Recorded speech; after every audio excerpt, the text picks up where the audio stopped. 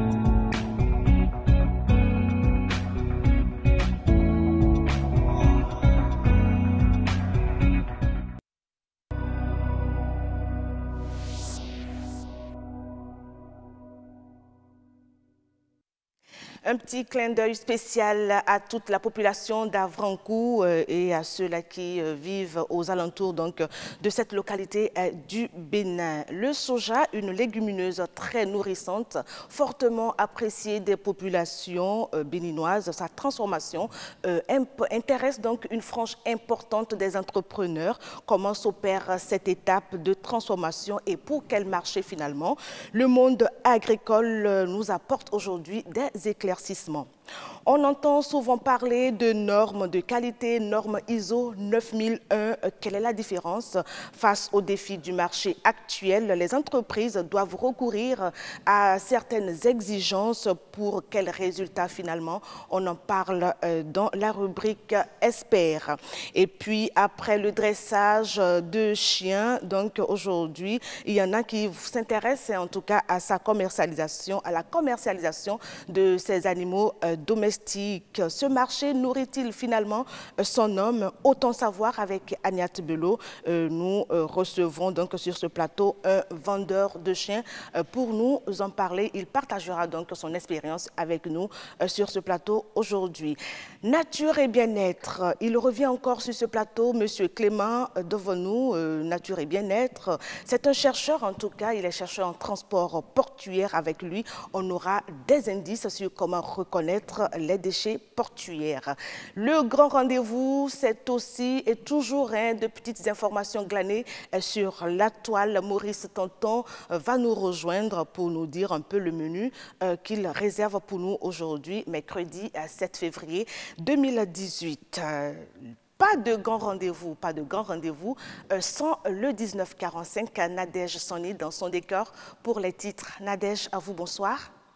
Bonsoir Karamat. Dans ce journal, on parlera de l'école polytechnique d'Abomey-Calavi qui célèbre ses 40 ans d'existence. Roch accueille-nous à préparer aux manifestations officielles marquant l'événement. Il nous fera le compte rendu. Les journées mondiales sans téléphone se poursuivent durant 3 jours. Lors de cette deuxième journée, la rédaction vous propose un reportage sur l'évolution du portable. Les technologies de l'information et de la communication révolutionnent le secteur de l'éducation à travers le e-learning. Vous aurez dans ce journal l'interview d'un spécialiste sur les avantages du e-learning. Voilà, chers amis, c'était là donc les grandes articulations du 1945 de ce jour.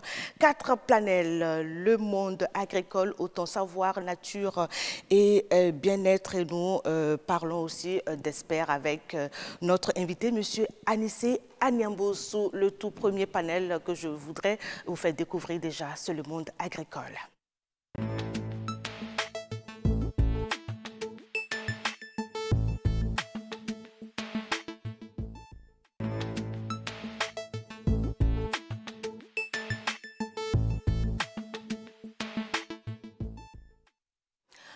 En tout cas, c'est un produit qu'on retrouve bien dans les marchés au Bénin. Et comme je le disais dans l'introduction, il y en a qui s'intéressent à sa transformation. Il s'agit donc du soja. C'est une légumineuse qui est très riche en vitamines. On le saura tout à l'heure. En tout cas, on aura beaucoup plus de précision avec notre ingénieur agronome. Il sera reçu par Estelle Pazou. Mais avant de faire place donc à ce plateau d'échange, je voudrais vous inviter à regarder ce reportage sur la transformation du soja. Légumineuse protéique, le soja, pendant plusieurs années, a été utilisé sous plusieurs formes et préparations alimentaires.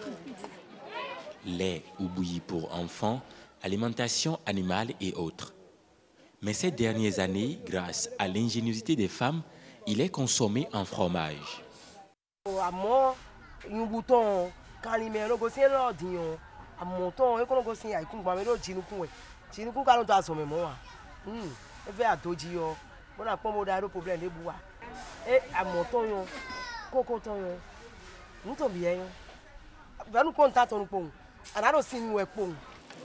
Ce produit agroalimentaire de préparation artisanale remplace valablement la viande et le poisson dans beaucoup d'assiettes de ménage au Bénin. J'en consomme régulièrement. Ça peut aller avec toutes les sauces, mais excepté la sauce de gombo, c'est pas trop.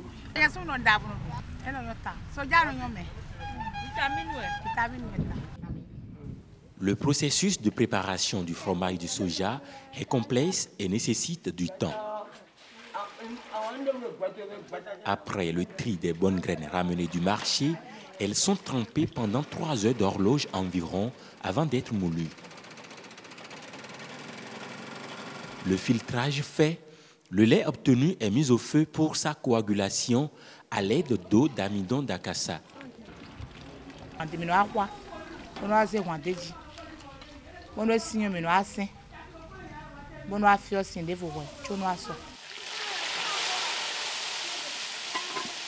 À peine cuit, le fromage de soja ne se fait pas désirer. En dehors des clients à usage domestique, certains grossistes en font un véritable business.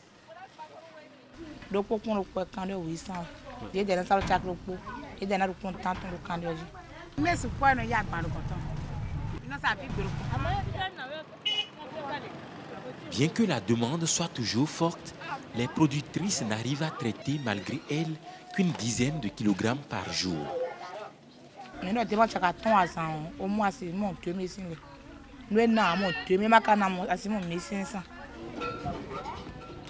modernisation de la production permettrait non seulement de couvrir quantitativement le marché national, mais aussi de respecter les normes de qualité et d'hygiène. Voilà, c'était donc un reportage de Martial Arrossi sur la transformation du soja. Nous avons sur ce plateau, monsieur, il ne faut surtout pas se tromper sur le nom, c'est monsieur Martial Ablan. Bonsoir, merci d'être avec nous sur ce plateau du grand rendez-vous. Merci pour l'invitation. Estelle Pazou, à vous aussi, bonsoir. Merci de me revenir en pleine forme et toujours avec ce beau sourire. Je vous préfère ainsi. Bonsoir, Estelle. Karamat, qu'est-ce que vous me faites là? C'est comme si je ne souriais jamais. En tout cas, on sait de quoi on parle. Estelle, bonsoir. Ça va, bon, comment vous allez? Ça va très bien. Le soja, vous en consommez. Est-ce que ça fait partie de vos menus à la maison ou en ville pour quelquefois? Pour être sincère, je n'en consomme pas vraiment. Mais j'ai juste constaté que ces derniers temps, le soja a pris une certaine ampleur. On s'y intéresse beaucoup et surtout en ce qui concerne la transformation. La transformation. Et c'est justement pour parler de cette transformation-là et de ses dérivés, les dérivés donc de cette légumineuse que vous avez fait venir sur ce plateau, Monsieur Ablor. Monsieur Ablor. Je vous laisse en s'accompagner. Mais oui, avant de nous intéresser à la transformation même, on va parler de la matière première qui est le soja. Alors, Monsieur Ablor, où est-ce qu'on en est avec la production de soja au Bénin? Merci beaucoup, Madame Pazou. Actuellement, la production du soja va en crescendo. Nous sommes passés de 47 000 tonnes à peu près en 2004 à 141 000 tonnes en 2016. C'est pour dire qu'il y a une évolution dans la production sur les années. Et la commune qui en produit beaucoup, c'est celle de Dassazoumé, puis Glazoué, Kéhou. Donc depuis le Zou jusqu'à la Takora, en éliminant la Donga, je crois que tous ces départements font la production du soja. D'accord. Donc, en termes clairs, on peut dire que la production de soja va très bien au Bénin. Je peux le dire ainsi. Alors, plus ou moins. Et quelles sont les différentes techniques de transformation du soja? La transformation du soja, déjà on peut parler des produits issus de la transformation, qui sont toute une multitude. On ne peut pas finir d'en citer. Il y a l'huile de soja, il y a la farine de soja qui permet de faire la bouillie, les farines instantanées aussi ou nutritionnelles. Nous avons les tourteaux de soja qui sont utilisés pour l'alimentation des animaux. Je crois que c'est l'un des produits les mieux exportés parlant de produits dérivés de transformation du soja. Nous avons le lait de soja. Le lait de soja, le fromage de soja aussi dont nous avons vu la transformation. Je crois que c'est l'un des produits issus de la transformation les plus utilisés au Bénin, la transformation du soja. Ça continue, nous avons le thé de soja, à ce que j'ai entendu, oui. Ça doit être nouveau, ça, le thé du soja. Je crois bien, c'est dans mes récentes recherches que j'ai eu à apprendre cela. Nous avons le afinti, la moutarde. Nous savons que la moutarde, généralement, afinti, son roux, c'est fait à base des graines de néré. Mais de plus en plus, les femmes trouvent plus simple d'utiliser les graines de soja pour le faire. Et les spécialistes vous diront même que c'est très facilement que les femmes arrivent à substituer cela. Donc, seuls les experts arrivent à faire réellement la différence. La différence entre le vrai afinti de néré et le afinti du soja. Du soja, oui. Nous avons récemment une étude qui est en train de développer un bouillon d'assaisonnement à base de soja aussi. Voilà, donc voilà la liste n'est pas exhaustive, il y en a plusieurs, les produits issus du soja. Les biscuits de soja. Voilà. Très bien. Les soja, ce que nous avons... Estelle a réagi, vous en... Non, je n'en ai jamais entendu parler. Je crois que les végétariens vont m'en vouloir si je ne fais pas mention des boulettes de soja qu'ils appellent viande de soja. Ah oui, voilà. Ah oui. Et c'est ça qui remplace leur viande à base de mouton, enfin tout ce qui est viande, le carnet, de façon générale. Le soja, ils ont le gluten pour remplacer. Voilà. Alors, on a vu dans le reportage, la transformation du soja est encore artisanale. Oui, cela dépend du produit. Vous ne pouvez pas faire de l'huile de soja, par exemple, de façon artisanale. D'accord? Donc, nous avons différentes usines au Bénin, 2 ou 3 qui font la transformation en huile de soja. Il faut remarquer qu'à ce niveau-là, la production actuelle en soja, d'après les récentes recherches, montre que la production actuelle n'arrive pas à couvrir leurs besoins pour la transformation, raison pour laquelle j'utilise aussi de l'huile à base de coton, voilà, de graines de coton dans ces usines. Mais en dehors de cela, la plupart des transformations, des unités de transformation sont soit artisanales, soit semi-artisanales, c'est-à-dire qu'il y a l'utilisation quand même de quelques machines. Voilà, pour la production. Mais en ce qui concerne le fromage, on est toujours à l'étape artisanale. À ma connaissance, il n'y a pas encore d'unité de production semi-artisanale de fromage. Mais la question qu'on se pose souvent, est-ce que tous ces produits que vous venez de citer, est-ce qu'ils sont présents sur le marché? Des différentes recherches ont montré qu'il y a un peu plus d'importation d'huile de soja que de consommation du produit local, de l'huile de soja produit localement. Mais pour tous les autres produits, le fromage, on en trouve, les biscuits de soja, etc., on en trouve sur le marché. Et les tourteaux aussi sont beaucoup exportés. puisque l'utilisation se fait plus au Nigeria et dans différents pays, notamment l'Inde et certains pays asiatiques. Alors, le lait de soja dont vous parlez, Oui. et qu'on retrouve actuellement chez nous au Bénin, est-ce que ces laits sont produits au Bénin ou bien on en importe? Pour le lait de soja, il y a cette concurrence-là de l'extérieur où la grande partie du lait de soja qui est consommé au Bénin est importé. Pourquoi? Parce que c'est un produit assez sensible, assez difficile à stabiliser, à conserver. Donc, toutes les unités de production ici n'ont pas encore développé, n'ont pas encore acquis cette expertise dans la stabilisation du lait.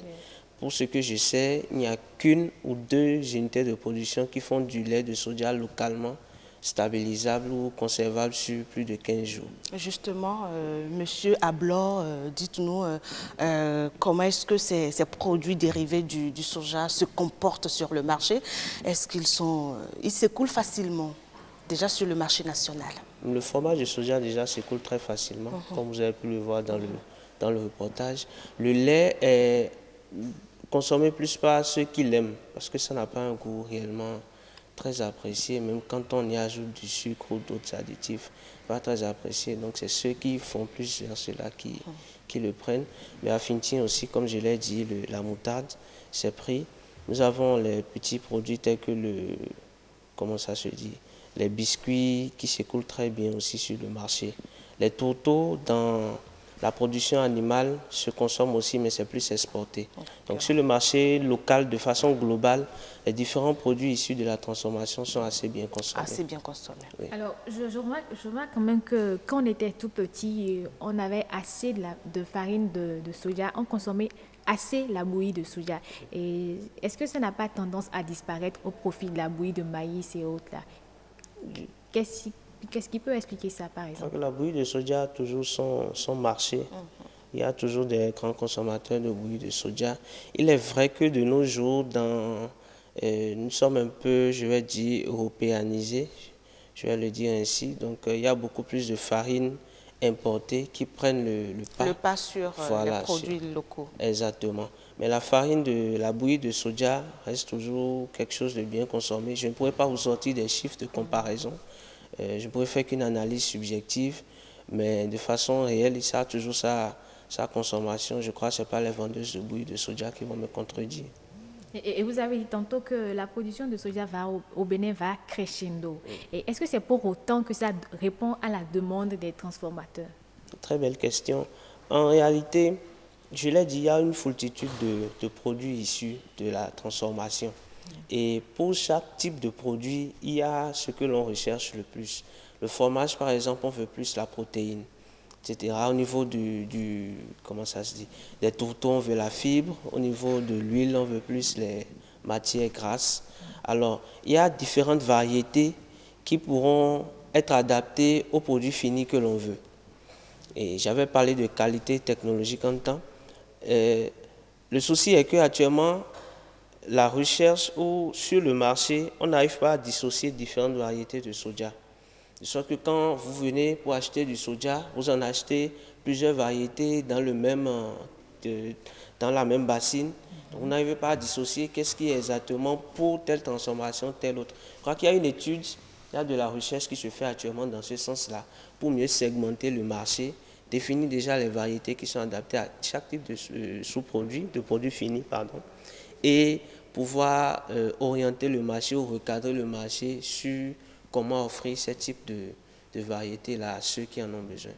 Et est-ce qu'il existe une filière autour du soja pour mieux organiser, comme vous le dites? Oui, il y a différentes organisations qui gèrent la filière soja, différentes organisations. La filière est en cours de structuration, je vais dire, parce qu'il n'y a que récemment, en 2017, que, je crois au cours du PAG, dans le PAG, que le soja a été pris comme filière porteuse. Donc les travaux sont en cours pour restructurer la filière, la transformer réellement en une vraie ligne de production. Donc il y a des chaînes de valeur qui sont en train d'être mises en place et je crois que d'ici là, il y a un avenir prometteur pour le soja au Bénin. Justement, et quels sont les défis, les perspectives pour cette culture au Bénin? Et c'est sur ça qu'on va finir cet entretien. Les perspectives, c'est mieux gérer la fourniture d'intrants et la gestion de la production. C'est mieux accompagner les producteurs, les transformateurs de soja, notamment par rapport à la fourniture en équipement, mais aussi en formation sur les technologies les plus appropriées pour obtenir les produits qu'ils veulent fournir au marché. Merci beaucoup, monsieur Martial Ablon. Merci à vous. Merci d'être passé nous voir sur le grand rendez-vous. J'espère, chers amis, que vous avez suivi Estelle Pazou et monsieur Ablon avec grand intérêt. En tout cas, si vous êtes acteur du système agricole, que vous soyez producteur ou transformateur. Merci aussi à vous, Estelle Pazou. Merci à vous, Karamat. Belle soirée chez vous, bon retour. Merci. Le grand rendez-vous se poursuit et puis après donc le monde agricole, nous faisons la place à l'ESPER.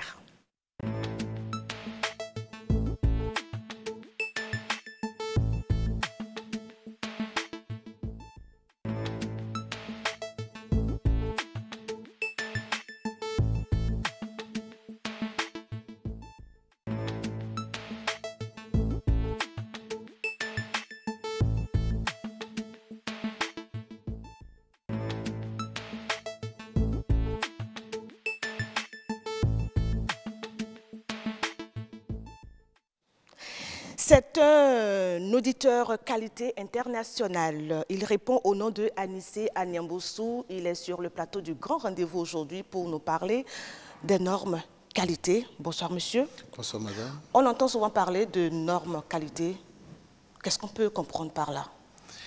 Normes qualité, la normalisation, c'est quoi déjà la qualité? La qualité, c'est la capacité, la caractéristique de tout service ou produit à pouvoir satisfaire les besoins et attentes des clients, donc des demandeurs, ainsi que satisfaire les exigences normatives, légales et réglementaires. J'entends normatives, les exigences des normes dont vous parlez.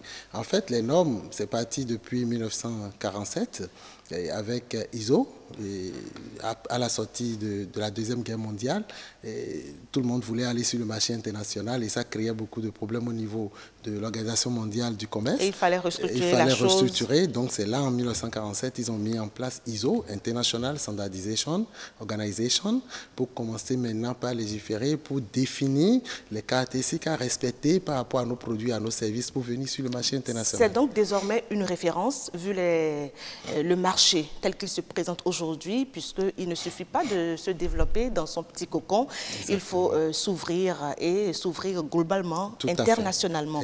Alors dites-nous, ces exigences-là répondent vraiment à quoi? Quelles sont les caractéristiques de ces exigences dont vous parlez? Oui, les exigences dont je parle, c'est en fonction du domaine et c'est en fonction du produit ou du service que l'on veut faire. Que fournit l'entreprise? Que fournit l'entreprise. Bon, là, j'explique un peu pour dire que, par exemple, une entreprise BB24 peut aller à la démarche qualité, être certifiée ISO et il y a une norme particulière pour ça, c'est la norme ISO 9001. Justement. Donc nous sommes à la version 2015 aujourd'hui, et là qui ne certifie que le système de management.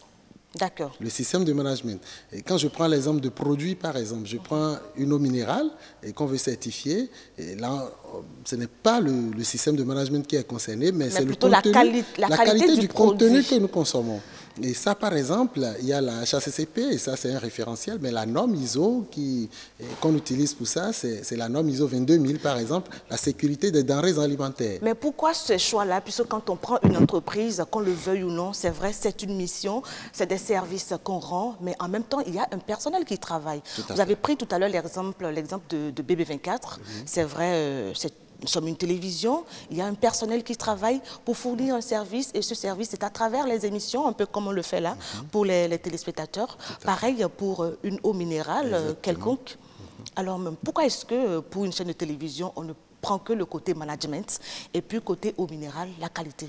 Pourquoi on ne prend pas aussi la qualité du service qu'on rend pour les chaînes de télévision comme BB24? Tout à fait. En fait, quand je prends le management de la qualité, quand nous parlons du management de la qualité, c'est le service. On parle du management du risque. Ça, c'est la norme ISO 31000, par exemple. Donc, en fonction du domaine dans lequel nous voulons aller aux normes internationales, il y a la norme qui s'applique. Voilà. Donc, j'ai parlé de la 9001, il y a la 31000, il y a la 27001. On est à quelle étape aujourd'hui? À quelle étape? Oui, et comment ça évolue justement, puisque vous avez dit c'est ISO 9001. Version 2015. Version 2015. En fait, on était parti...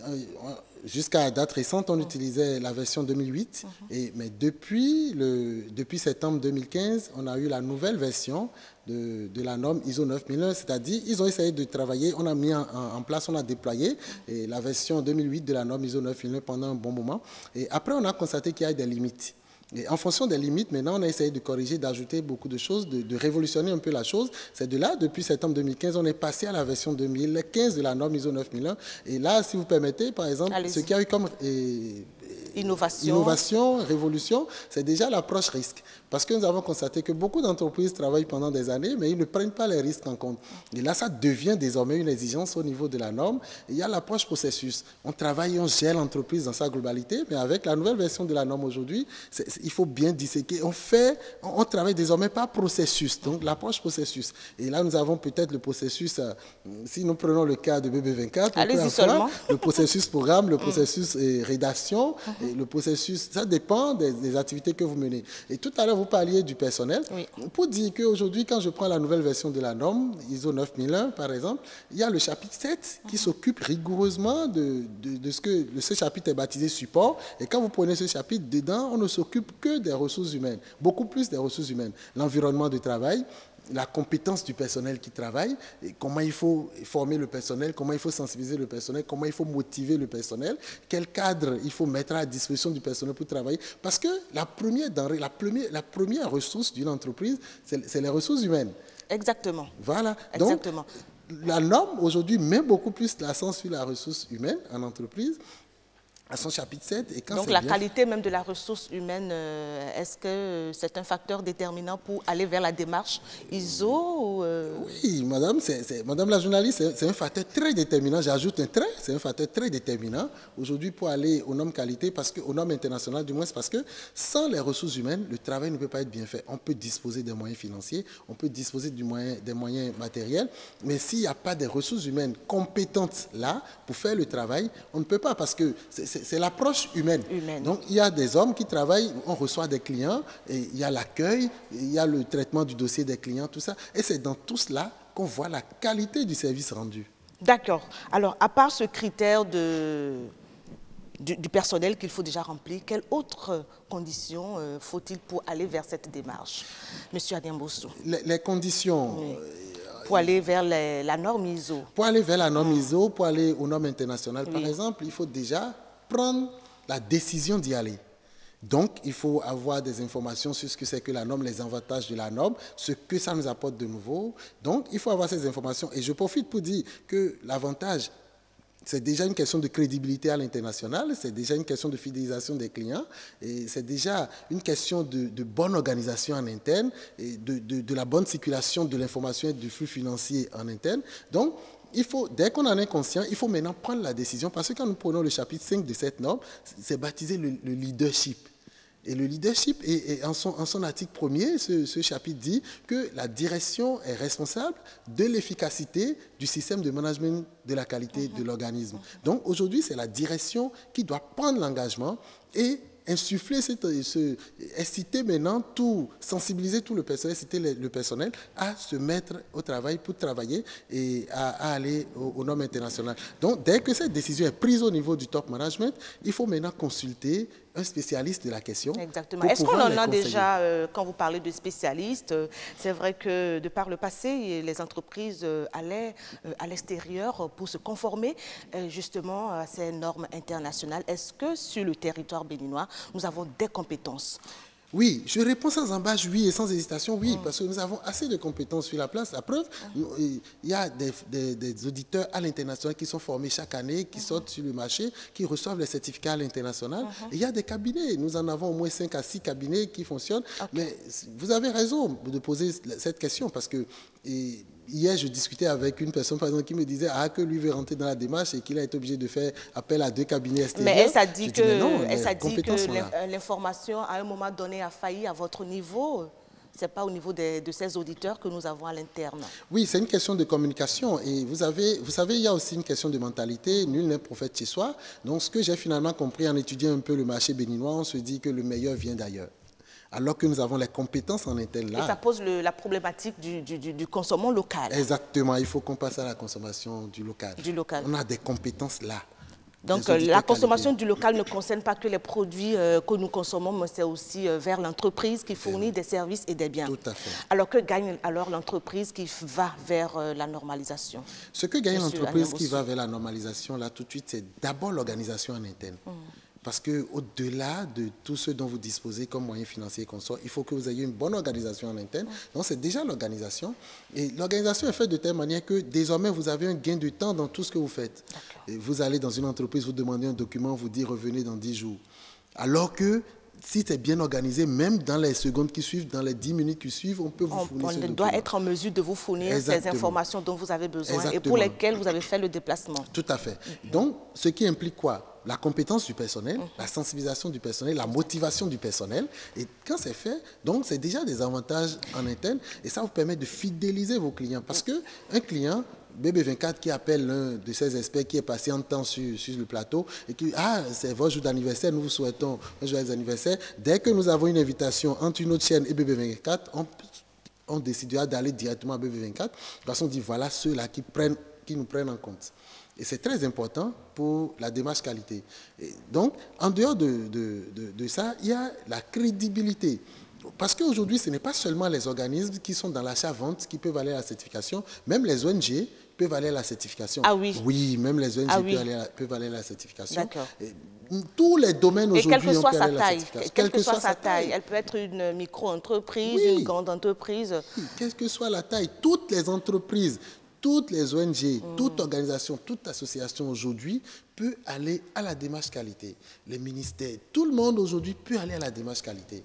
D'accord. Et c'est une question de crédibilité. Je parlais tout à l'heure des ONG, ils vont à la démarche qualité. Vous allez voir, les bailleurs aujourd'hui seront plus confiants parce qu'ils vont se dire, ah, ces ONG sont bien organisées. Quand on envoie nos sous, nos fonds, on sait exactement à quoi ça sert. On sait exactement la destination. Ils rendent compte régulièrement et dans le délai. D'accord. Justement, et comme vous parlez de fonds, M. Anembossou, on injecte les fonds pour une entreprise, les bailleurs donnent de l'argent, mais pour quel retour finalement? Est-ce qu'il y a, des recettes à l'interne? Est-ce qu'il y a une plus-value qui s'ajoute justement quand on va vers cette normalisation? Oui, Madame la journaliste, en fait, ce qui coûte plus cher aujourd'hui et qui fait perdre beaucoup d'argent aux entreprises aujourd'hui, c'est la non-qualité. C'est la non-qualité. Et quand nous rentrons dans la qualité, parce que quand je dis la non-qualité, vous rentrez dans des entreprises à une certaine heure où on laisse la lumière, quand on sort, bien on sort du bureau, on laisse le climatiseur, on laisse le ventilateur, on laisse la lumière, et tout ça c'est des pertes. Quand nous rentrons dans la démarche qualité que vous êtes sensibilisé, vous économisez. Donc toutes ces petites pertes que nous faisons, tous ces gaspillages que nous faisons, dès que nous rentrons dans la démarche qualité, tout ça là est corrigé et ça permet de faire d'abord un gain. C'est le premier gain que gagne l'entreprise en allant à la démarche qualité. La deuxième chose sur le plan financier, c'est déjà la fidélisation des clients et l'augmentation de la part du marché, donc du chiffre d'affaires. C'est pourquoi moi je m'amuse toujours à dire, il suffit que nos décideurs au niveau de notre pays décident finalement que toutes les entreprises rentrent dans la démarche qualité, que ça devienne même une exigence pour participer au marché public. Et vous allez voir que désormais les marchés publics seront bien exécutés et forcément ça va contribuer à augmenter, à renforcer le tissu économique et social de notre pays. Mais est-ce qu'il y a un suivi qui s'opère après ou bien ça prend combien de temps justement En fonction de la taille de l'entreprise et du nombre de sites de l'entreprise, on peut partir de 6 à 18 mois. De 6 mois à 18 mois. De 6 mois à 18 mois. Et pour mettre en place la démarche qualité, tester, tout et aller à la certification. Et maintenant, dès que vous rentrez dans la certification, ça devient un cycle. Parce que vous êtes certifié cette année, l'année qui suit, donc un an après, vous avez ce que nous appelons l'audit de surveillance numéro 1. La deuxième année, vous avez le deuxième audit de surveillance numéro 2. L'audit de surveillance numéro 2 et la troisième année, c'est l'audit de renouvellement. Donc, vous renouvelez et vous reprenez le cycle. Donc, ce qui suppose que dès que vous rentrez dans la démarche qualité, chaque année, vous avez un audit avec votre organisme certificateur qui vient d'ailleurs. Et là, vous pouvez toujours continuer de travailler avec votre consultant en interne et pour vous aider à préparer ces audits de surveillance. Donc, dès qu'on commence, il n'y a plus d'arrêt. Wow. Il n'y a plus d'arrêt. Dès que vous prenez la décision, c'est ça qui explique cette réticence des chefs d'entreprise qui hésitent encore à aller vers cette... Non, ce que j'ai constaté, moi, depuis que je suis rentré, c'est que forcément, c'est une question de coût. En fait, tous ceux qui sont Justement, allés mais à la pourquoi ça démarche coûte qualité... si cher? Non, Pourquoi ça coûte si oui, cher, la oui, oui. normalisation? Je vous explique. En réalité, la normalisation ne devait même pas coûter cher.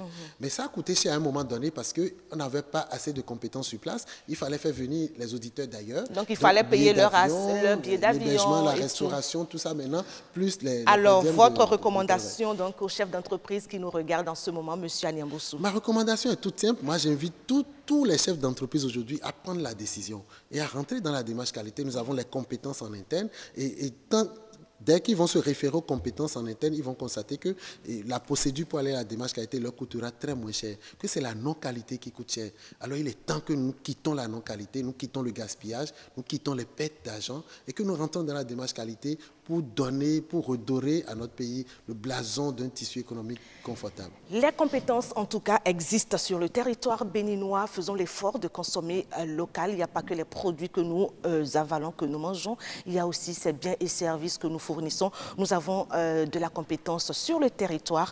Merci beaucoup, Monsieur Anissé Anyamboussou, d'être passé nous voir. Vous êtes, je le rappelle, auditeur qualité internationale. Merci. On reviendra souvent vous voir. Merci pour de petites informations. Ces genres d'informations, c'est aussi ça le développement. Mesdames, Messieurs, c'était donc la rubrique Expert sur le grand rendez-vous, troisième panel. Il est très court, c'est ActuWeb.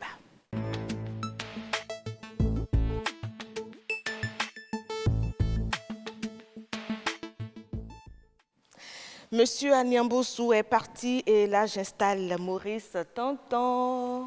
Monsieur Tonton, bonjour. Bonjour camarade. On va partager encore quelques petites minutes très intéressantes, très croquantes. Comme toujours. Comme toujours, hein, avec vous. Ça fait plaisir de vous avoir sur le plateau du Grand Rendez-vous aujourd'hui. Pourquoi deux petites informations? J'en veux plus la prochaine fois. Promis?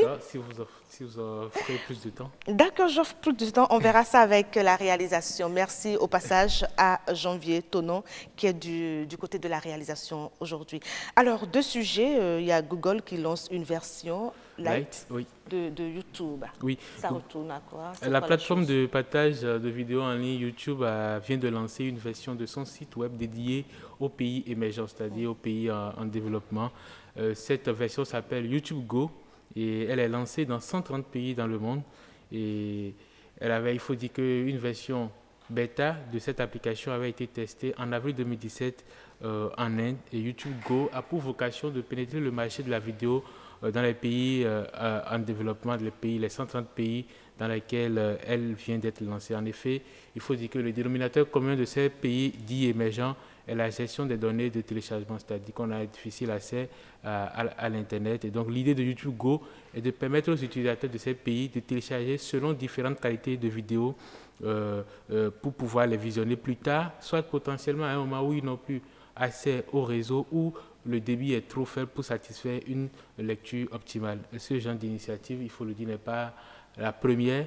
Vous connaissez Facebook qui a des plateformes comme Facebook Lite ou encore Messenger Lite qui visent la même stratégie, c'est-à-dire pénétrer un marché avant sa maturité. Ils étalent leurs tentacules, en tout cas un peu partout, hein, et ça gagne beaucoup le terrain, pourvu que la qualité, puisqu'on parle de qualité des services, pourvu que la qualité soit au rendez-vous. Oui, je pense que c'est d'abord avant tout une stratégie marketing. Ces groupes-là, ils veulent être partout, ils ne veulent laisser aucun espace, aucun continent hors d'atteinte. Et donc, en fonction du contexte local, voilà, on voit un pays qui n'a pas le débit Internet qu'on connaît en Occident. Donc, on adapte le produit aussi au contexte local. Merci beaucoup. Alors, la deuxième information, c'est le premier smartphone avec un écran, alors là, en diamant. Oui, le premier smartphone avec un écran en diamant pourrait disponible être sur le marché dès l'année prochaine, dès 2019. Et ce n'est pas moi qui le dis, c'est les états d'avancement des études actuellement qui permettent de faire ce pronostic. Il faut dire que l'entreprise Akan Semiconductor, c'est une entreprise américaine qui travaille dans les composants électroniques, dit qu'elle travaille actuellement sur un écran en diamant, prévu pour la sortie. Prévu pour l'année prochaine, les smartphones équipés de cette nouvelle technologie disposeraient d'un écran plus solide que ceux proposés actuellement. Il faut dire qu'on fait tomber très souvent nos téléphones portables et donc l'idée de ces smartphones en diamant c'est de permettre d'avoir des écrans plus solides. Mais pourquoi en diamant, monsieur Maurice Tantan? Pourquoi pas autre matière? Parce que ça va coûter cher, beaucoup plus cher. Absolument.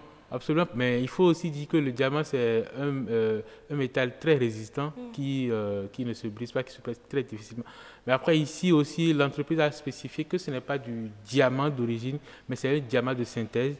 Voilà, donc c'est un diamant synthétique qui a été élaboré et qui va être utilisé dans ce cas-là. Mais il faut aussi dire, prometteuse, que cette technologie peut paraître, elle possède d'ores et déjà deux limites. La première, c'est qu'il faut attendre de voir qu'elle se concrétise parce que l'entreprise avait déjà annoncé cette technologie pour l'année 2018. Aujourd'hui, elle repousse à 2019. Donc, même sa réalisation est un défi majeur.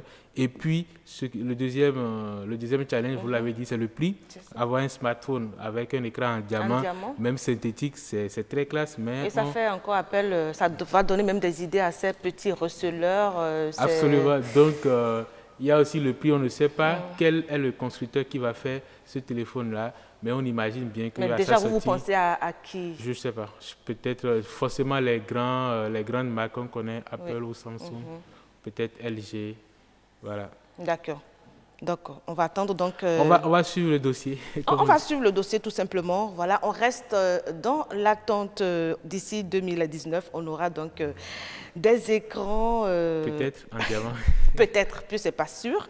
Puis on est passé de 2018 à 2019. Là maintenant, j'espère que ça va pas être repoussé à 2020 et puis pourquoi pas à 2021 et puis voilà quoi. Alors tonton, je crois que c'est fini pour aujourd'hui. Oui, ce sera tout pour aujourd'hui. Alors, à moins que tu aies quelque chose d'autre à ajouter, sinon, quelle est l'information qui a retenu toi ton attention quand tu t'es connecté aujourd'hui à Internet ou quand tu es allé sur les réseaux sociaux? Qu'est-ce que tu as... Aujourd'hui? Oui, aujourd'hui, mercredi, aucune information ne t'a vraiment... Aucune information particulière. Bon, j'ai fouillé le net pour pouvoir vous sortir ces deux sujets actu web. Est-ce que sur le plan local, il n'y en a pas eu? Oui, le plan local, vous savez, les réseaux sociaux actuellement grouillent d'histoires. D'informations qui ne sont toujours pas fiables. Pas fiables, mais toujours, ça c'est un peu partout. Après, il y a des sujets d'actualité qui demeurent depuis quelques semaines. On parle beaucoup de réseaux sociaux, de mœurs. Voilà. Donc, le débat reste entier, les avis sont partagés. Moi, je préfère ne pas en parler. En tout cas, avis donc aux parents, avis à la société pour cette éducation dite parallèle que nous recevons de part et d'autre, c'est-à-dire quand on quitte donc le cocon familial et que nous sommes au contact de nos amis, des parents de nos amis, faisons donc beaucoup attention pour ce que nous entendons. Alors Maurice Tantan, on retient avec vous ces deux informations. Google qui lance une version light de YouTube pour conquérir les pays en développement, dont le Bénin. Et la deuxième information, bientôt, en tout cas pas avant un an, le premier smartphone en écran de diamant, ça pourrait être disponible sur Internet ou même sur le marché. Merci beaucoup à la réalisation pour cette image que vous voyez déjà. Voilà, le premier smartphone doté d'un écran en diamant serait prévu pour 2019. Préparez votre porte-monnaie, tout simplement, on ne sait jamais, ça pourrait vous intéresser. Voilà le grand rendez-vous qui se poursuit, qui suit son cours normal. Nous allons donc sans plus tarder retrouver la rédaction de Bénin Business 24 pour le 1945. Nous retrouvons sans plus tarder donc Nadège Soni.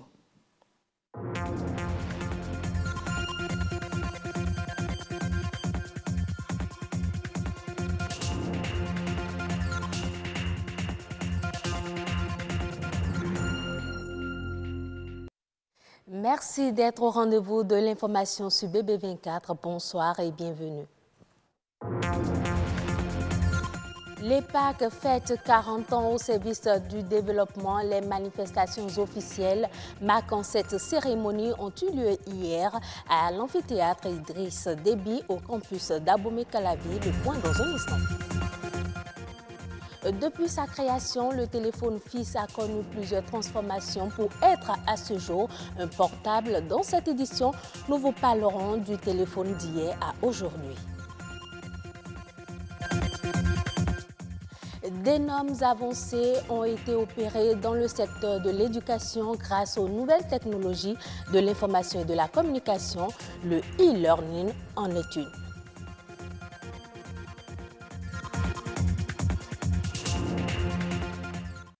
Bonsoir à tous. Le ministre de l'Énergie, Dona Jean-Claude Oussou, s'est rendu dans la matinée de ce mardi sur le site de construction de la centrale thermique de 120 MW à Maria-Gleta. Cette descente a permis au ministre de constater l'effectivité des travaux depuis la remise officielle du site à l'entrepreneur. À la fin des travaux, la centrale pourra desservir dès le premier trimestre 2019 la moitié du besoin en énergie du pays. L'école polytechnique d'Abomey-Calavi célèbre ses 40 ans d'existence au service de la formation technique et professionnelle universitaire. Ce mardi, les manifestations officielles commémoratives de la fête ont été ouvertes à l'amphi Idriss Déby Isno de l'université d'Abomey-Calavi.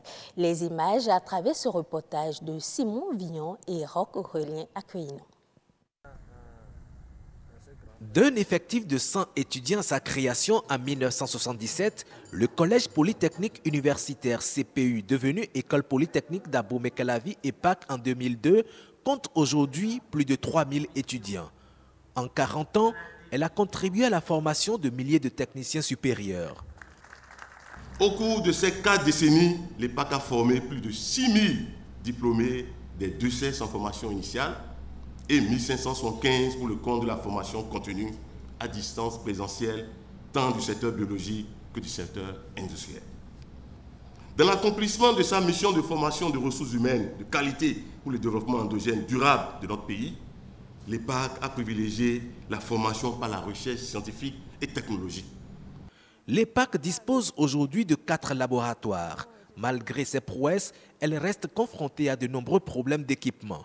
Le recteur de l'université d'Abomey-Calavi se joint aux étudiants et aux enseignants pour plaider un regard bienveillant du gouvernement. Nul doute aujourd'hui que l'EPAC constitue une référence tant au Bénin que dans la sous-région en formation professionnelle courte et en ingénierie de conception. Elle constitue donc une fierté pour notre nation. Malheureusement, ce rayonnement international la rend victime de la massification des apprenants venant de divers horizons. Massification à laquelle elle doit faire face malgré ses 40 ans d'âge.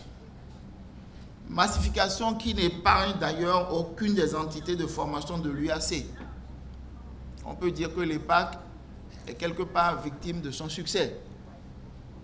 On ne va pas s'en plaindre, mais il faut souhaiter que les autorités au niveau le plus élevé prennent la mesure de cette situation et accompagnent l'EPAC et toutes les entités de l'UAC et de nos universités de manière conséquente.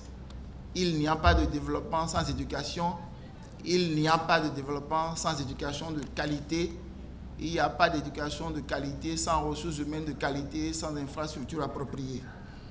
Le directeur de cabinet du ministre de l'Enseignement supérieur rassure que les différentes doléances font déjà partie des réformes du gouvernement au profit du rayonnement et de la qualité de l'enseignement supérieur.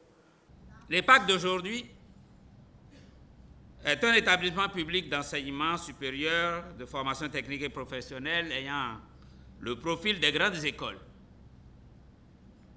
Les domaines de compétences de l'EPAC couvrent 11 départements d'enseignement organisés en 2 secteurs clés, le secteur industriel et le secteur biologique. Avec un tel profil, l'école polytechnique s'insère parfaitement dans la nouvelle vision du gouvernement, car les jeunes qui en sortent contribueront au développement industriel et technique de notre pays. Grâce à vous, l'EPAC deviendra un moteur de l'économie nationale et même sous-régionale. Les manifestations qui s'étendent sur 5 jours seront certes récréatives, mais aussi de profondes réflexions sur l'avenir de l'EPAC. Après Après le télégraphe, le téléphone a fait son apparition en 1876. Du fixe au portable aujourd'hui, il continue son essor technologique. Le téléphone portable devient un outil incontournable pour le développement. À l'occasion de la journée mondiale sans téléphone, la rédaction vous propose ce reportage sur le sujet. Jules Akoiko, Yasmine Damata. Il a été créé dans les années 1870 par l'anglais Alexander Graham. Le téléphone était autrefois fixe. Dans les années 90, cet outil de communication est devenu portable et accessible à tous. Avant, même pour faire le téléphone fixe, là, quelquefois ça passe pas, vous prenez le temps. Les télés aussi n'est pas fiable.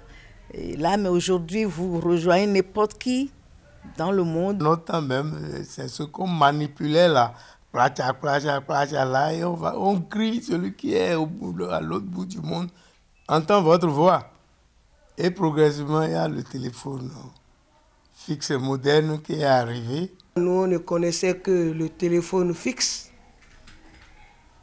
Et si je peux dire, il a fallu que je sois une autorité pour même avoir ce téléphone fixe chez moi. Sinon, il faut aller vers la poste pour faire gring, gring, gring, gring, gring pour envoyer des messages. Plus de 25 ans après son apparition, le téléphone portable continue de connaître des avancées considérables. Pour les jeunes, cet appareil est indispensable et chacun en fait un usage à sa guise. Le téléphone portable pour moi, c'est un accessoire GSM qui m'aide beaucoup. Par exemple, ça m'aide à faire des recherches, ça m'aide à communiquer avec des parents qui sont à l'étranger. Même pour chercher des emplois, maintenant tu peux utiliser ton portable et tout. Tu peux naviguer, chatter, donc ça m'aide énormément. Aujourd'hui, non, il y portable. Bon, nous, mais des gens qui ont azori. Mais bon, il y a des gens qui ont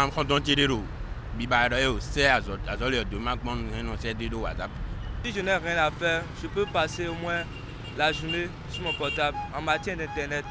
Je me connecte, je cherche ce que je n'ai pas à faire, les informations sur l'école, tout ça. Pour certains, cette utilisation abusive influence l'éducation des jeunes. L'utilisation qu'ils font avec ce téléphone-là, c'est ça qui n'est pas bon. Parce qu'ils envoient du n'importe quoi, ils font du n'importe quoi avec. Ils ne coûtent même plus rien et ils causent beaucoup de dégâts. Il y a des gens qui se retrouvent aujourd'hui en prison pour avoir passé des messages fallacieux, tendancieux, sans réfléchir. Moi, je dis que la jeunesse fait un très mauvais usage du téléphone portable. C'est dans l'ordre normal des choses. Nous sommes encore en train d'apprendre et ils sont aussi en train d'apprendre. Ils apprennent petit à petit à utiliser un outil qui est de leur génération. Ils ne sont pas sortis de terre. C'est un élément qui est venu avec eux, dont ils ont une plus grande maîtrise que nous autres, que les personnes âgées. Les imperfections ne doivent pas nous amener à incriminer systématiquement le téléphone qui n'est qu'un outil. C'est la façon dont nous l'utilisons qui fait que ça peut passer d'outils à explosifs, à armes, j'allais dire. La technologie ne cesse d'innover dans l'univers de la téléphonie mobile. Toutefois, il est conseillé d'en faire une utilisation plus judicieuse. Les nouvelles technologies de l'information et de la communication impactent de nos jours plusieurs secteurs d'activité. Elle a généralement apporté d'énormes avancées dans le domaine de l'éducation, d'où le e-learning. Quels en sont les avantages? Suivez cette interview d'Anthony Alaka et de Denis Dassondo.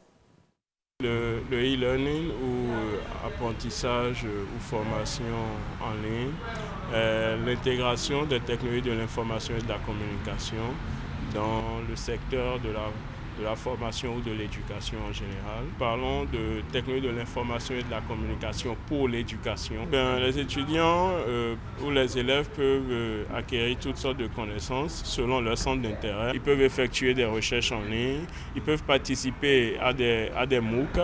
Les MOOC, c'est ce qu'on appelle Massive Open Online Course, qui sont des cours à accès illimité, disponibles en ligne. Il y a aussi l'aspect asynchrone de la formation, parce que la formation ne se tient pas qu'en conditions synchrones, c'est-à-dire en direct, mais en asynchrone parce que la formation peut être enregistrée et en offline, c'est-à-dire sans connexion Internet, l'apprenant peut reprendre la formation et puis parcourir l'historique. Le e-learning démocratise la connaissance, c'est-à-dire le e-learning rend accessible la connaissance à un nombre illimité d'apprenants, qu'importe la position géographique, à tout ce qui pourrait être un frein à l'acquisition du savoir. Il faut dire que la formation en ligne coûte 3 à 4 fois moins cher comparé à la formation traditionnelle, c'est-à-dire la formation présentielle. Un seul professeur ou un seul instructeur peut atteindre des milliers d'apprenants, qu'importe leur position géographique, ce qui réduit de façon drastique les coûts liés à la formation. Page internationale à présent, au Ghana, les transactions financières via le mobile ont doublé en 2017 pour atteindre l'équivalent de 35 milliards de dollars. Ce montant représente une hausse de près de 98,5% en comparaison au volume enregistré en 2016. La performance de ce système de paiement est due à une augmentation de 33,7% du nombre de comptes mobiles. En Afrique du Sud, la sécheresse a déjà coûté 1 milliard de dollars au secteur agricole du Cap occidental. Selon le directeur général de l'organisation dédiée au développement agricole de la région, la sécheresse a entraîné une baisse entre 60 et 85% de l'approvisionnement en eau du secteur, mais a aussi conduit à un abattage de 22% du troupeau de moutons de la région. Du côté social, 33 000 emplois agricoles ont été supprimés depuis le début de la sécheresse. La région fournit environ 20% de la main-d'œuvre et génère près de 22% du produit intérieur brut agricole. Ce sera tout pour cette édition. Merci de votre fidélité. À bientôt.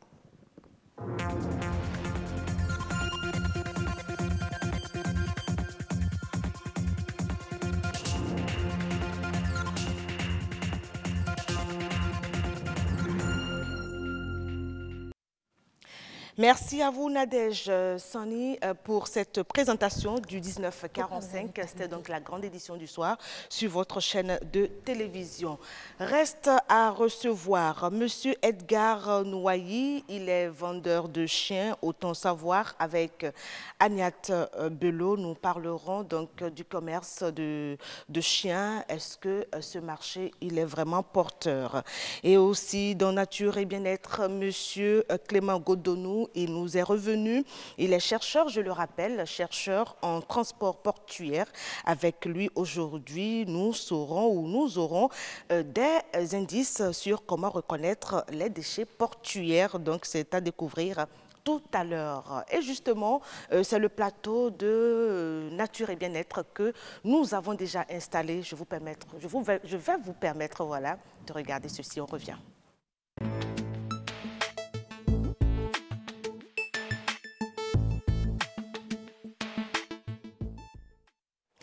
Et si on regardait encore une fois ce reportage de William Choki sur les véhicules d'occasion.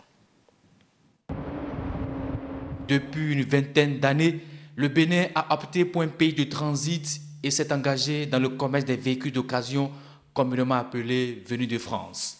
La façade maritime, les comptoirs commerciaux des pays de l'Interland confèrent au port de Cotonou le privilège d'être un port à vocation régionale.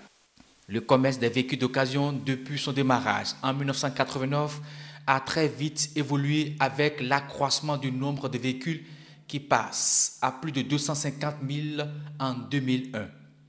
De 1989 à 2004, ce trafic a connu une croissance avec un taux moyen annuel de 31% selon les statistiques du port autonome de Cotonou. C'est entre 27 ou voire 30 000 véhicules qui sont importés tous les mois. Et puis dans le même ordre d'idée, c'est ce qui est vendu aussi entre 27 et 30 000. Donc importation 27-30 000, réexportation 27-30 000.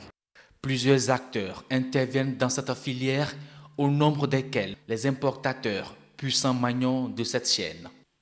À ceux-ci s'ajoutent les consignataires, les agents maritimes, les commissionnaires en douane, les manutentionnaires, mais aussi de simples citoyens.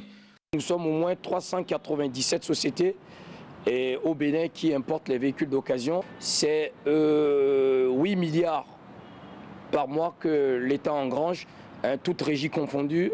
C'est environ 5 millions de Béninois qui trouvent leur compte dans cette filière-là. Le Nigeria, qui est le plus gros consommateur de nos véhicules, utilise les véhicules utilitaires pour le taxi et autres chez eux. Et ça fait environ 98% de tout ce que nous recevons au Bénin qui rentre au Nigeria. Les 1%, c'est peut-être ce que les gens consomment ici. Chaque importateur a au moins 6 employés qui l'exploitent. Et moi, sur mon toit actuellement, j'en ai 4. Par véhicule, ils ont au moins 30 000 francs par véhicule. Et par mois, on peut vendre une dizaine. Ainsi, le commerce des véhicules d'occasion au Bénin s'inscrit dans le cadre du commerce international. Conscient de l'enjeu, le gouvernement béninois prend des dispositions pour faciliter les importations et réglementer le commerce à travers des suivis de coordination relative à la durée d'utilisation et aux tarifs en vigueur. Merci William Tchoki. Et avant de passer donc à cette réglementation, ça se fera vendredi. Si tout va bien et tout ira bien, ne vous inquiétez pas, Amandine Anyambossou s'y attelle sérieusement. Alors nous allons, en entendant donc la réglementation, parler des déchets portuaires. Comment les reconnaître? Est-ce qu'à vue d'œil on peut savoir? Ou qu'est-ce qui caractérise les déchets portuaires? Ça va se faire avec Monsieur Clément Godonou. Bonsoir. Bonsoir, madame. Vous êtes bien installée, je vois. Hein? Merci beaucoup. Amandine Anyambossou. Oui, Karamata. Bonsoir. Bonsoir à vous, mesdames, messieurs, bonsoir. C'est un plaisir de vous retrouver ce soir. Alors, encore véhicule d'occasion, un autre aspect. Encore véhicule, on va parler aujourd'hui d'un autre aspect de la filière véhicule d'occasion, c'est-à-dire les déchets portuaires. Bon, tout le monde ne le reconnaît pas, donc M. Godonou s'est proposé de nous faire connaître ces déchets qui envahissent l'Afrique, ce n'est pas seulement le Bénin, mais qui envahissent l'Afrique. Monsieur Clément Godonou, dites-nous déjà ce qu'on appelle déchets portuaires liés aux véhicules d'occasion. Merci beaucoup, madame. Et effectivement, il s'agit des déchets portuaires liés au trafic de véhicules d'occasion. La dernière fois, nous avons parlé un peu des aspects socio-économiques de la filière. Le phénomène, il y a un phénomène qu'on observe. Le phénomène est lié au fait que les véhicules n'arrivent pas seuls, ils arrivent avec des marchandises, des objets usagés. Donc, il y a eu une étude qui a été faite pour essayer de faire l'inventaire des objets qui arrivent avec les véhicules. Et on a noté globalement qu'il s'agit des matelas usagés, des réfrigérateurs, congélateurs, des postes téléviseurs, d'autres. Oui, bien sûr, des meubles aussi. Ces objets arrivent par les véhicules. Donc, ces objets qui arrivent, il y en a qui sont encore en état correct et qu'on peut utiliser, mais il y a d'autres, naturellement, tels que des pneus aussi usagés, qui sont purement des déchets. Comment catégoriser alors ces différents types de déchets? Alors, catégoriser, je dirais que les importateurs, eux, ils savent, ils connaissent. Ceux qui travaillent, par exemple, sur les pneus, ils connaissent les pneus qui sont encore utilisables, en tenant compte, par exemple, des traces bien... Un peu comme on voit là, M. Godonou apprécie avec nous ces images-là qui défilent. Bon, ça, c'est des déchets qui sont issus, ça, c'est les reliquats. C'est des objets qui sont... les épaves que vous avez là. D'accord. C'est les épaves. Mais il y a à côté là les pneus. Donc... Ah, mais oui, ça, c'est des pneus hors usage. Ça, c'est des pneus hors usage. Qui viennent dans les véhicules? Des fois, oui, qui arrivent dans les véhicules. Parce que des fois, les véhicules que les gens achètent sont chargés même déjà des pneus dans les garages. Et pourquoi les gens chargent les véhicules? C'est pour réduire les frais de douane ou bien... Bon, il y a plusieurs raisons. Oui. Il y a d'abord le fait que l'importateur achète le véhicule avec ce qu'il a. Et il n'a pas toujours la possibilité de le décharger. Parce que si lui le décharge, il faut qu'il paye pour le déchargement là-bas. Et il amène ça, sans même des fois connaître la qualité, la qualité de ce que le véhicule comporte. Et lorsqu'il arrive ici, lui prend maintenant le temps de trier. Et les pneus, par exemple, qui sont encore utilisables, ils peuvent les revendre. Et ça lui permet, des fois même, de payer le frais de transport pour la voiture même. Ça lui permet de payer le salaire des employés qu'il utilise pour ces opérations, ou d'amortir aussi, et puis bon, de faire un peu plus de profit, parce que le véhicule même n'est pas bien vendu aujourd'hui. Donc ces trucs-là entrent en ligne de compte et lui permet d'avoir de rentabiliser un peu. Et ce qui n'est pas utilisable, on le jette. En quoi alors ces déchets portuaires dont vous parlez ont un impact sur l'environnement? Quand je prends par exemple le matelas, le matelas que nous arrivons, que les gens importent ici, d'abord sur un premier plan, ces matelas sont vendus. Et c'est dans nos maisons, ces matelas sont utilisés. Ces matelas qui atterrissent dans nos maisons créent des problèmes de dos pour les utilisateurs. Parce que c'est des matelas qui sont amortis. C'est des matelas aussi qui comportent des particules, la poussière, qui sont source de maladies. Ces matelas peuvent vous créer des irritations. Parce que vous ne connaissez même pas comment ça avait été utilisé. Dans quelles conditions ça a été stocké. Ça peut créer par exemple des maladies comme l'asthme. Et même pour les enfants, c'est très dangereux d'utiliser des matelas usagés dont on ne connaît pas l'usage antérieur. Donc c'est tout un risque pour la santé humaine lorsqu'on utilise ces matelas. Lorsque vous prenez par exemple les pneus, dans un passé récent, j'ai constaté ici que des gens utilisent même les pneus pour faire la cuisson de la peau de bœuf, le pama commun qu'on utilise. Mais c'est dangereux. Le pneu, par exemple, la fumée du pneu est toxique. Les pneus que nous avons, heureusement aujourd'hui, il y a des ONG qui organisent le ramassage pour faire le recyclage. Mais s'il n'y avait pas cela, imaginez, vous allez continuer à voir les pneus dans nos eaux, dans les lacs. C'est une matière qui ne se décompose pas. Voilà. Et on pense que même avec les pneus, on peut aller remblayer les bas-fonds. Donc voilà, c'est tout un problème. Même la voiture, les épaves de voiture, c'est tout un problème. Vous avez vu tout à l'heure dans le reportage, les images que vous avez vues des épaves de portières. Il y a d'autres, il y a des épaves de réfrigérateurs, des épaves de congélateurs, et aussi les déchets électriques et électroniques. Et on a de véritables problèmes aujourd'hui à pouvoir gérer tous ces déchets-là. D'abord, on a déjà des difficultés pour gérer les déchets solides et ménagers. Voilà. Et si tout ça s'ajoute encore, c'est de véritables problèmes environnementaux qui se posent. C'est des problèmes environnementaux que cela pose. Donc, cela fait partie des déchets portuaires, mais liés essentiellement à cette filière-là. Entre autres déchets portuaires, c'est des déchets pour lesquels aujourd'hui, il est très important de prendre des mesures.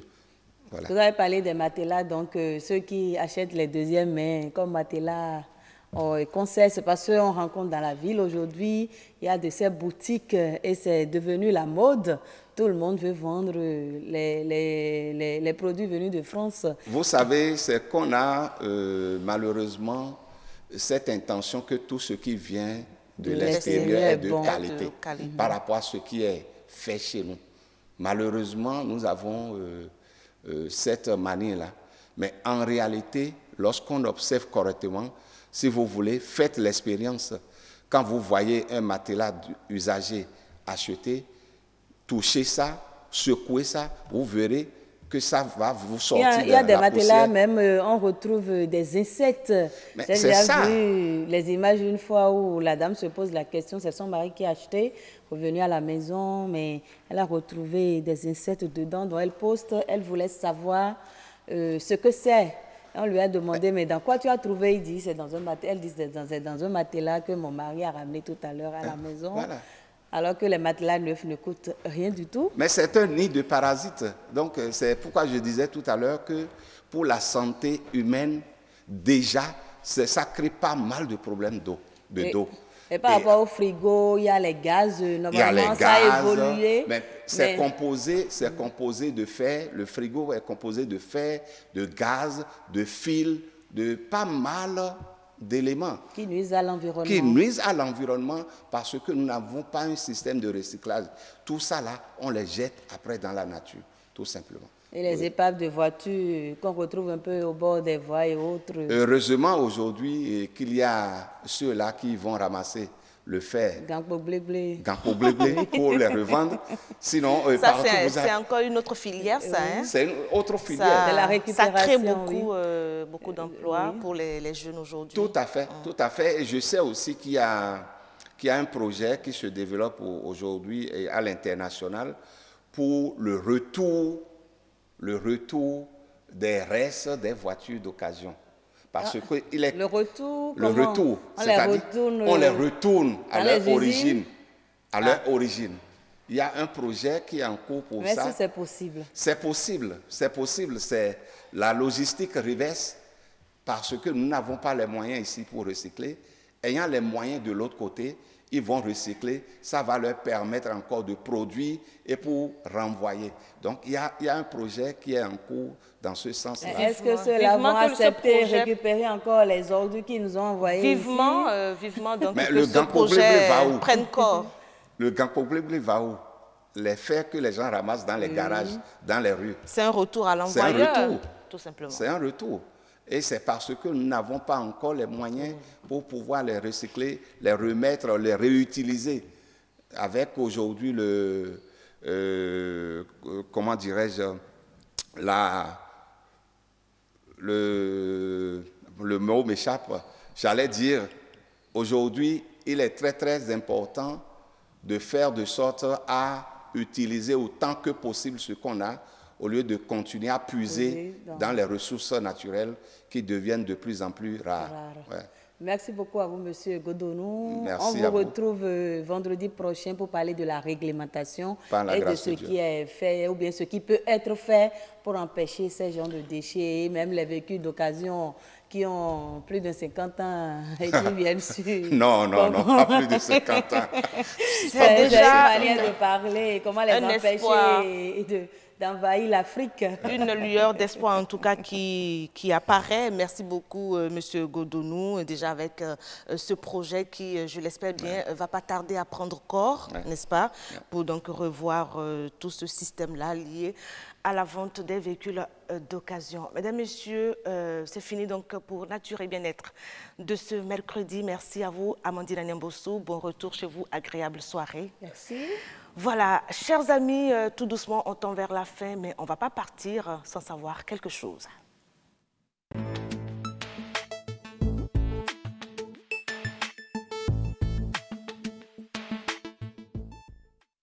Et ce qu'on va connaître, ce qu'on va savoir aujourd'hui, c'est que c'est sur le commerce de chiens. Est-ce que, puisque c'est déjà un marché, est-ce que ce marché, il est prometteur? Est-ce qu'il crée vraiment de l'emploi pour cette jeunesse-là qu'on connaît aujourd'hui en quête d'emploi?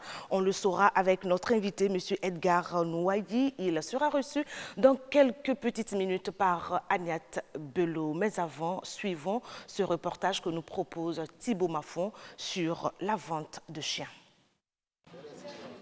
Les animaux ont sans nul doute une valeur marchande si certains se vendent pour leur chair comestible, tel n'est pas le cas du chien. Animal de compagnie par excellence, le chien est très prisé sur le marché et pour cause. Nous essayons de discuter avec le client histoire de savoir quelles sont ses tendances, ses goûts, quelles sont ses attentes et nous essayons de lui conseiller une race type en fonction de son tempérament, de ses attentes. Oui, je veux un gros chien, je veux un chien de grand gabarit, je veux un petit chien, je veux un chien de compagnie, un chien de garde et en fonction de ça, nous lui trouvons une race. Plusieurs critères entrent en ligne de compte dans la vente d'un chien. La race, par exemple. La plupart des races qui sont demandées et populaires au Bénin, nous avons le berger allemand, le Rottweiler, nous avons aussi le berger de Caucase qui vient de plus en plus, nous avons le Boer Bull, nous avons le Rhodesian Ridgeback. ben, c'est un peu des races qui sont un peu populaires. Néanmoins, en dehors de ça, il y a certaines personnes qui aiment des races qui sont plutôt pas très populaires. Donc nous parlons du Saint-Bernard, nous parlons des Américains Pitbull Terrier, nous parlons du Cane Corso, nous parlons de... voilà, il y a pas mal de races.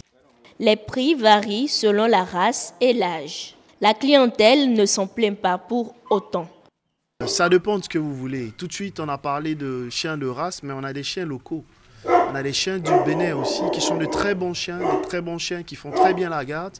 Et c'est des chiens qui commencent à partir de 2500 francs jusqu'à une dizaine de millions. Donc, en fonction de votre budget, vous choisissez votre race aussi.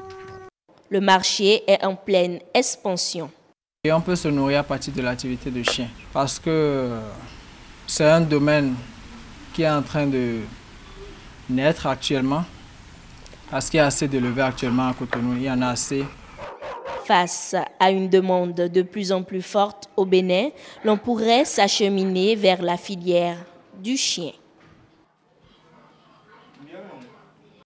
Sylvania Tchanou a donc posé pour ce reportage de Thibaut Maffon sur la vente de ces animaux de compagnie que beaucoup aiment bien. Il s'agit des chiens.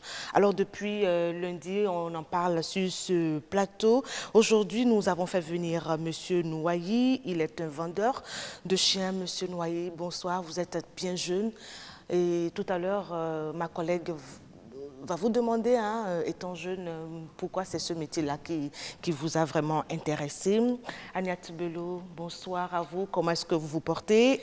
Oui. Ça va, nous allons bien. Mesdames et messieurs, bonsoir chez vous. Voilà. Est-ce que le marché de vente ou la commercialisation de chiens est un marché florissant?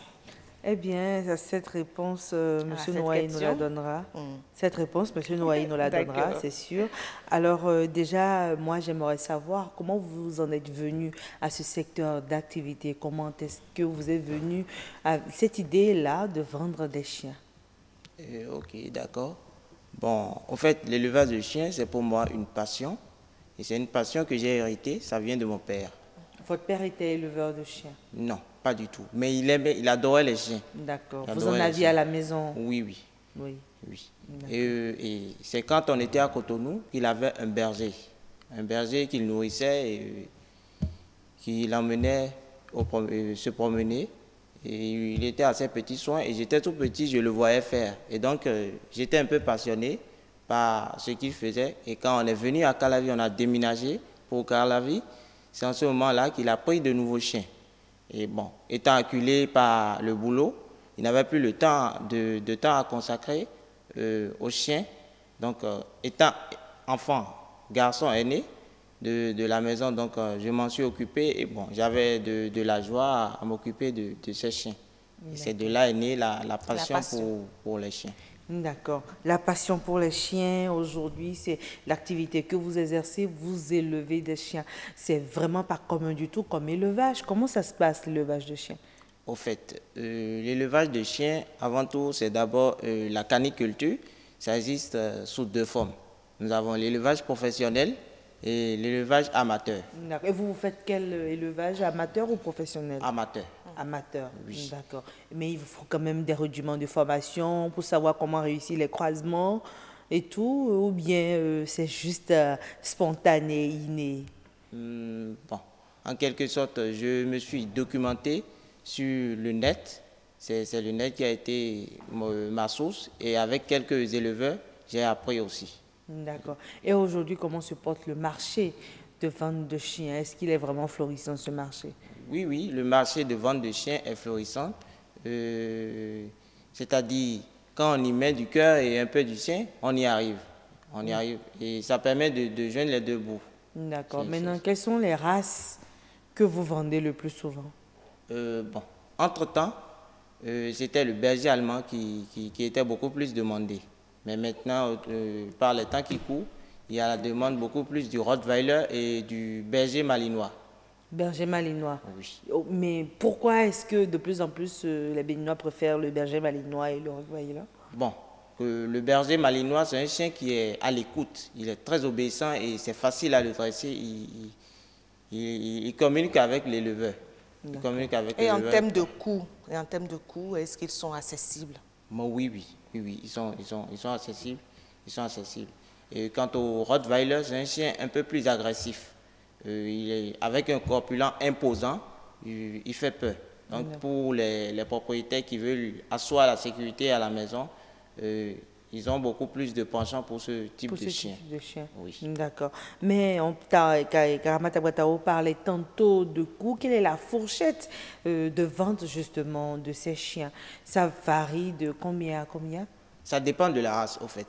Le prix du chien fonctionne en fonction de la race. C'est-à-dire, par exemple, pour le Rottweiler, si c'est de pur sang, c'est-à-dire une souche pure, là, son prix, c'est entre la fourchette de 250 à 300. 300 quoi, 1000? 300 000. Francs CFA. Oui. De 250 à 300 000 francs CFA. Et en ce qui concerne le berger malinois? Le berger malinois aussi, il est dans cette fourchette-là. Quand il est de pure souche? Oui. Et le berger allemand, ça coûte combien? Le berger allemand, avec 150 000 francs CFA, vous l'avez. Déjà tout petit, à l'âge de 3 mois. À l'âge de 3 mois, donc presque un chiot, donc. Ou bien c'est déjà un chien à 3 mois? Non, c'est un chiot. C'est un chiot. Oui, il est conseillé de prendre un chiot pour pouvoir lui donner le pli qu'on veut. Voilà, d'accord. Et quand vous faites la vente, est-ce qu'il y a un service après-vente, comme on le dit souvent, quand vous finissez de vendre ces chiens-là? Est-ce qu'il y a un suivi, voilà. Oui. Quelle sorte de suivi? Bon, on appelle le client pour demander est-ce qu'il s'en sort avec le chiot qu'il a à la maison. Est-ce qu'il se sent à l'aise avec le chiot? Est-ce que le chiot aussi est également à l'aise à la maison s'il ne fait pas de bêtises, s'il n'a pas de problème en tant que tel? Donc, lors de l'élevage, déjà, vous vous attardez sur quelques notions de dressage ou bien c'est finalement après vente de l'animal que vous procédez au dressage? Non. Avant de faire partir le chiot, il y a quelques notions de base qu'on lui apprend, on lui administre cette notion de base-là pour qu'une fois chez le propriétaire, il ait un peu de tenue. D'accord. Maintenant, déjà, dites-moi, est-ce que réellement c'est un secteur que vous auriez conseillé à d'autres jeunes qui ont envie de vous emboîter le pas? Oui. Je conseillerais à des jeunes comme moi de s'adonner à ce type d'activité parce que c'est une activité florissante. Ça permet de gagner sa vie. Je vais vous donner un petit exemple. Si on prend par exemple le Rottweiler et que vous avez un Rottweiler, une femelle, que vous réalisez le croisement et puis elle vous fait 8 petits et vous vendez les petits à l'unité à 200 000 francs, soit une fourchette de 300 000 francs. Oh. Et si elle fait 8, il faut faire 8 fois 300 000. Il faut voir ce que ça vous revient. Oh. En temps, si vous avez dépensé pour le chien, ça ne va pas dépasser 1 million. D'accord. Alors, il n'y a pas d'élevage, pas de production sans semences, c'est-à-dire la matière première. Où est-ce qu'on peut se ravitailler en chien pour un démarrage d'activité? Bon, il y a 2 sources d'approvisionnement. D'autres vont à l'étranger pour avoir le pur sang. Et d'autres vont chez les éleveurs installés au Bénin pour pouvoir s'en procurer. On en a, ils sont nombreux? Oui, on en trouve. Est-ce que vous êtes en réseau déjà, les éleveurs de chiens ici au Bénin? Parce qu'on ne vous connaît pas vraiment assez, on ne savait même pas, hein? Beaucoup ne savent pas, certainement. Quand on prend la cuniculture, le lapin, on sait qu'ils sont en réseau, ils se connaissent, voilà, ils sont nombreux quand même, hein? En tout cas à Cotonou et à Calavi et tout ça. Est-ce que les vendeurs de chiens, on les connaît, on peut les toucher facilement? Bon, à ce niveau-là, entre éleveurs, on essaie d'installer une petite communication entre nous pour que quand quelqu'un, par exemple, est en manque de trucs là, du chien qu'on lui demande, pour qu'il aille... Qu'il puisse se référer à quelqu'un d'autre. Justement, pour qu'il aille voir un autre éleveur. Donc pour l'instant, un cadre formel n'existe pas encore, mais vous discutez entre vous et vous vous aidez de temps à autre. Oui. D'accord. Maintenant, pour vous, quelles sont vraiment les potentialités de ce secteur-là, à part ce que vous avez dit sur les revenus financiers quand on opte pour l'élevage d'un Rottweiler, par exemple? Bon.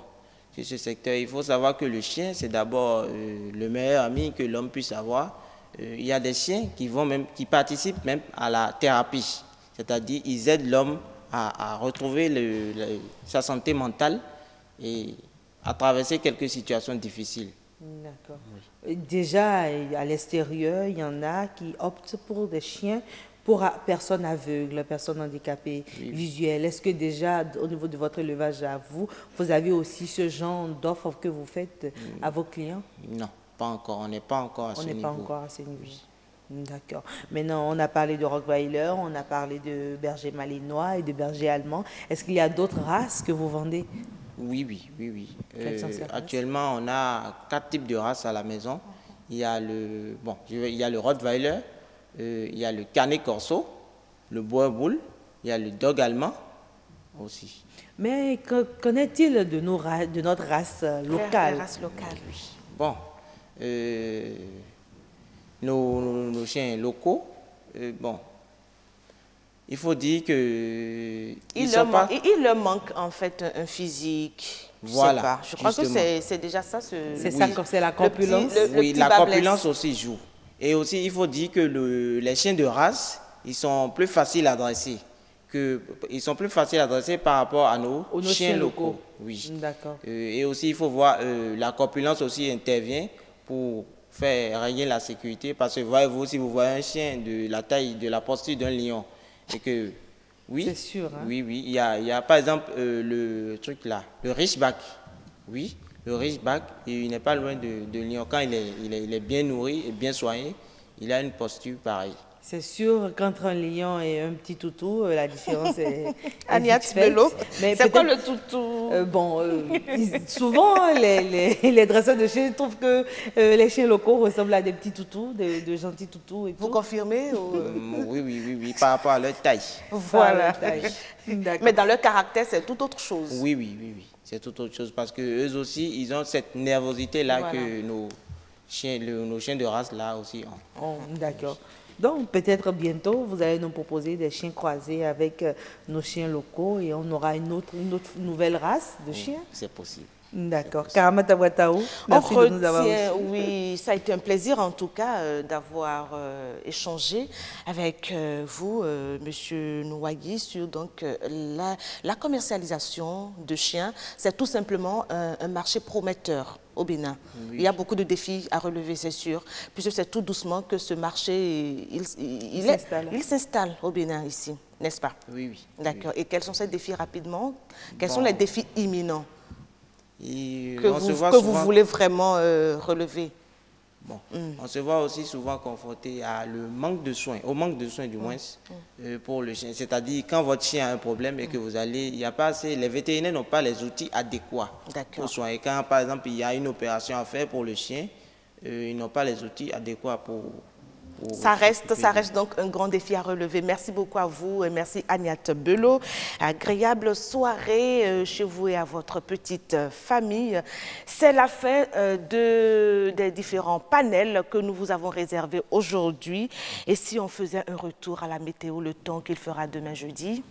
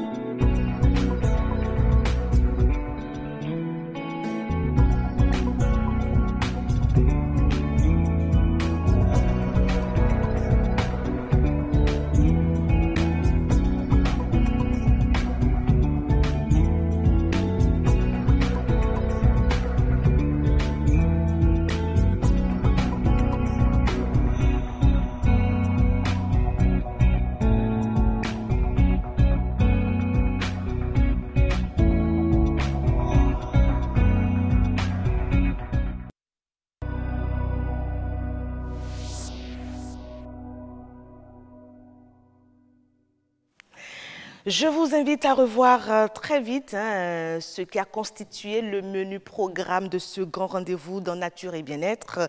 Nous avons parlé avec M. Clément Godonou, donc des déchets portuaires. Nous avons reçu également sur ce plateau, et c'était tout à l'heure, M. Edgar Nouali, voilà, M. Edgar Noailly qui nous a parlé donc du commerce des chiens ici au Bénin. Autre chose, nous avons reçu ici M. Anyambossou. Avec lui, nous avons évoqué la question de normes de qualité. Qu'est-ce que les entreprises gagnent réellement en allant vers la norme qualité? Eh bien, c'était donc dans la rubrique Expert. Et puis, avec le monde agricole, Estelle Pazou, il s'est agi aujourd'hui donc du soja. C'est cette légumineuse très nourrissante et fortement appréciée des populations. Et comme je le disais à l'entrée, sa transformation passionne une frange importante des entrepreneurs agricoles. Mesdames, Messieurs, c'est la fin de ce grand rendez-vous de ce jour à mercredi 7 février 2018. Merci beaucoup à mes deux chefs d'édition, elles sont superbes. Merci aussi à toute l'équipe du côté de la réalisation. Robles, un coucou à toi, bonne soirée. Janvier, à toute l'équipe, à vous téléspectateurs, on est toujours ensemble. Je vous adore, prenez soin de vous. À demain.